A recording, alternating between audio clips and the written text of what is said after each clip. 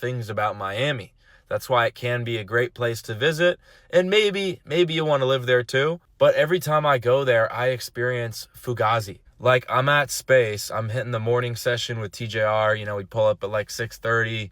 We're pretty much sober, and I'm just trying to chill, enjoy my fucking Space experience with my boy who I haven't seen in a long time.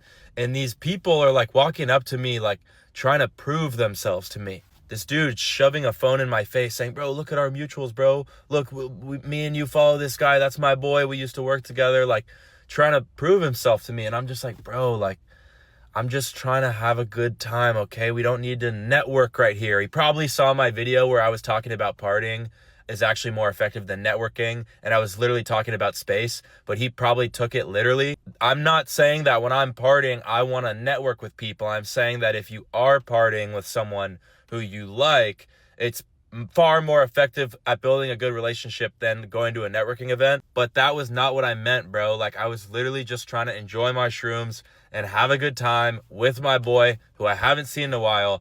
And this bro is shoving his phone in my face saying, bro, we should connect, bro. We should network. Oh my God, bro. Like, I had to leave early because it ruined the vibe. And shit like that happened multiple times while I was in Miami for just a 7-day period. That's never once happened to me in Austin, Texas. I've lived here for 2.5 years. Anyway, my rant is over. I'm definitely not fucking moving to Miami. I'm thinking maybe like half San Diego, half New York. I'll split time between the two. If you're going to cold email or cold DM somebody trying to sell them, and the first thing you do is lie, you can't honestly expect them to actually buy whatever it is you're selling. I had this dude email me yesterday. He said, hey man, I recently saw one of your ads for your tank tops. Wow, they look amazing. I immediately ordered some. By the way, do you have any time to talk about our email services? Bro was obviously trying to sell me on whatever service he was offering. I didn't even look into it. But he said that he ordered our tank tops, so I wanted to test him. First, I asked him if the product had arrived yet. I said, hey man, that's awesome to hear. Have you gotten it yet? How do you like it? Then he goes and says, oh, I actually just ordered it today, so it hasn't gotten here yet. So then I said, oh really?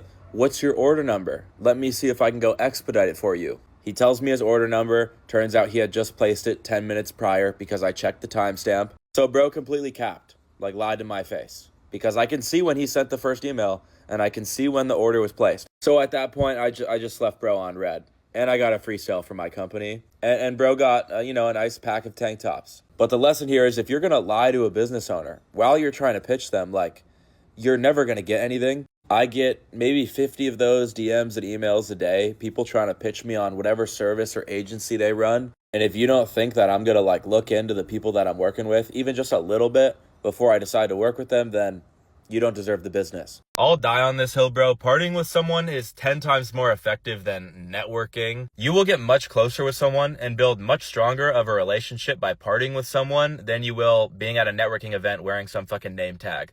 One time I met this guy in Miami and he was thinking about investing in my company. So I invited him to come hang out with me and my friends at the table we had at Space. We started drinking and took our shrooms at like 11 p.m. And I don't even think we left the club till 7 or 8 a.m. And this dude ended up investing in my company because of that. Like, he literally told me, he's like, you know what, bro? Like, no one's ever done that before. And the whole reason I brought him is because he was really on the fence. Like, we had done a couple of meetings. He really liked me. He liked the business.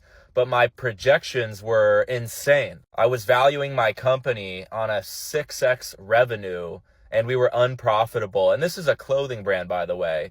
And I was saying that we were going to do 6.5 million in sales this year off the 1.5 we did last year. And he was like, yeah, that's just, that's not realistic. That sounds like too good to be true. And so I thought to myself, well, this guy's already out. Like, he's not going to do it. So I might as well just show him my cards. I might as well just like get as vulnerable as possible. And what better way to do that than bring someone to go partying with you? So he got to see firsthand how I act when I'm drunk, how composed I am, how I treat people, how I treat girls when I'm drunk, because that's super important. And by the end of the night, like, we were best friends and he invested in me. And by the way, my business is going to do like 8 million plus in sales this year. So we're not only going to hit the crazy projections that everyone said we couldn't, but we're going to exceed them. And I'm going to make this dude a lot of money.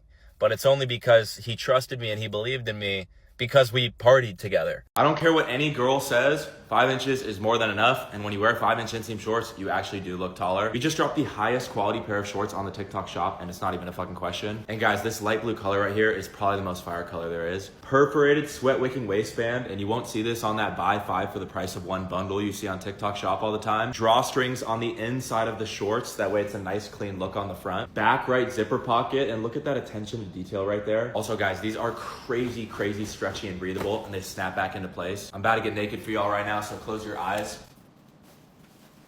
I mean, look at how fucking tough these are. I'm 6'1", 195, maybe 200 right now, and I'm wearing a size large, and I have a 34-inch waist, and these fit fucking perfect. And guys, I barely even hit legs, but look at how these make my chicken legs look better. Everyone knows that if you have shorts that go down to here, it's literally gonna reduce your height by like 2 or 3 inches. If you wanna look taller, you gotta wear 5-inch inseam shorts or shorter. They come in 7 different colors, although I personally always go with the green, the black, or the blue. And guys, I know you're used to buying cheap shit on the TikTok shop, but every time you do that, you're pretty much delaying the inevitable, which is losing more money because you're gonna have to go back and buy more because they're cheap and they'll fall apart. So if you're willing to spend a little bit more and get something that actually is gonna make you look good and feel good, I'll leave a link right there. We just dropped these like 4 days ago and there's already sizes sold out, so act fast.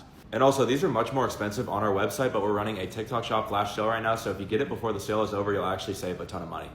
The more vulnerable you are, the more people are gonna like you. When I think about the coolest people that I've ever met, the ones I respected the most, admired the most, the ones I wanted to be like or emulate, it's not the guy who comes off as like perfect and never does anything wrong and never makes a mistake and looks perfect and acts perfect. It's the guy that has imperfections and he's so confident that he's willing to talk about all of them. The way that you build trust and authenticity and get people to like you is by being vulnerable. When I think about all of the videos that I've made that have gone the most viral, that have gotten me the most goodwill with people, that have gotten me money from people, that have gotten me business partners, that have gotten people to join my founders group, it's only the ones where I was vulnerable. It's the ones where I talk about losing money, making a mistake, fucking up, a lesson I learned.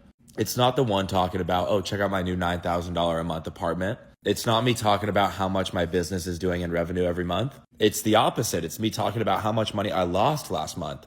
It's me talking about how I had to take a loan out just to pay my employees. Those are the videos that people appreciate. Those are the videos that make people like you. If you're wondering, well, I'm doing everything right and I'm saying the right things and I'm doing the right things, but nobody likes me, it's exactly why. Think about a girl like Alex Earl, right? She blew up by talking about her boob job and her acne. She talked about her struggles, and that's why people resonated with her. It's not about being perfect. It's about showing you're not. One of my buddies is a pretty big influencer, and he got screwed over by a company he worked with a few years ago. And then recently they reached back out to him offering to work with him again, except this time they offered him a shit ton of money, probably because they were trying to, like, you could say, right their wrongs. So he called me up and he said, hey man, I need your advice. You know, these guys definitely did me dirty, but they offered me a lot of money and I think I'm gonna take it.